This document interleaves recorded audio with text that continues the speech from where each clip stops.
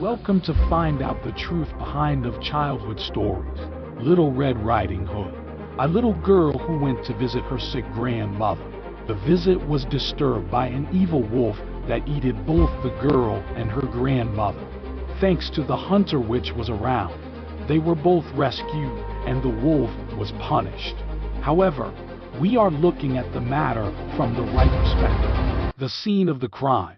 A small cottage in the middle of the forest. The mutilated body of a wolf dressed in women's clothes was recovered from a nearby well.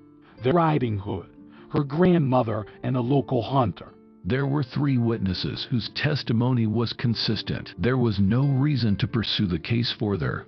And yet, that they confessed to the act and their actions were seen as a necessary defense. However, when we took a closer look at the testimonies of the main protagonists, it became clear that many things were not right about the case. Let's reconstruct what the witnesses say happened at the crime scene.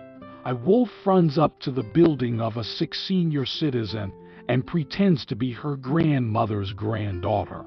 The old woman believed the wolf, which was fatal.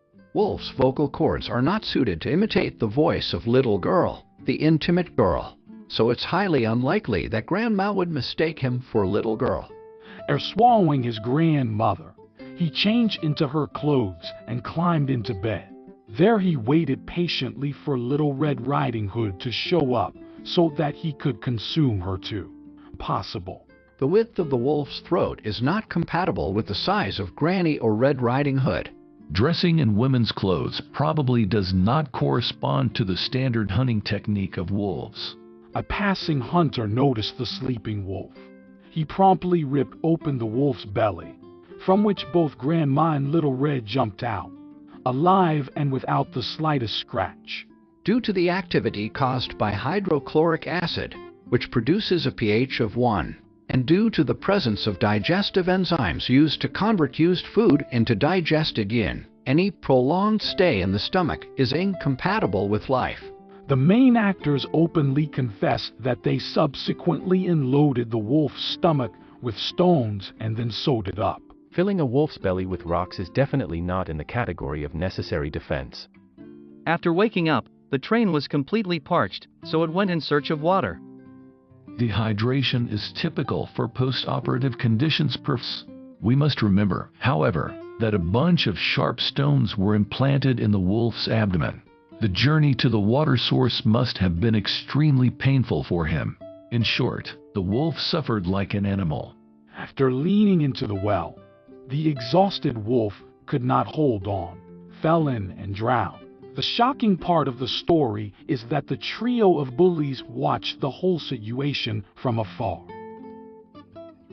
We're dealing with brutal animal cruelty here. The perpetrators face up to 2 years in prison. A penchant for animal cruelty may be a sign of a psychopathological disorder called zoosadism.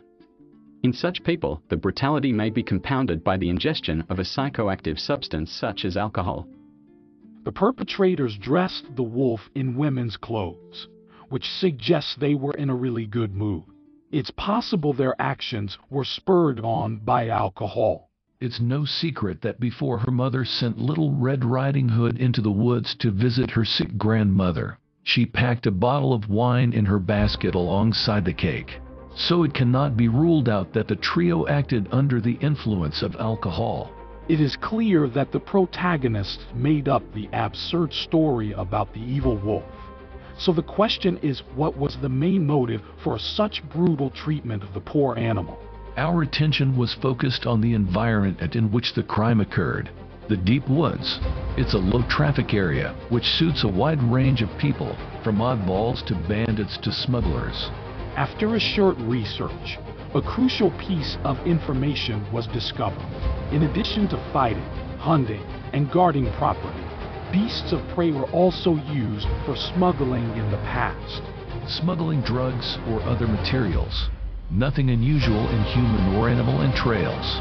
Just swallow the contraband, get to your destination, and then wait for the contraband to come out naturally. In this case, it is possible that the smugglers did not want to wait for the contraband to be unloaded. so they chose a slightly quicker way to get to the contraband. Eventually, they filled the body with rocks so it could easily disappear down the well. In the case of smuggling, it depends primarily on what is being smuggled. The penalties here can be up to 18 years imprisonment. These clothes. In contrast, two women with not a scratch on them. Using the story, though, it turns out that even fairy tales have their chilling secrets.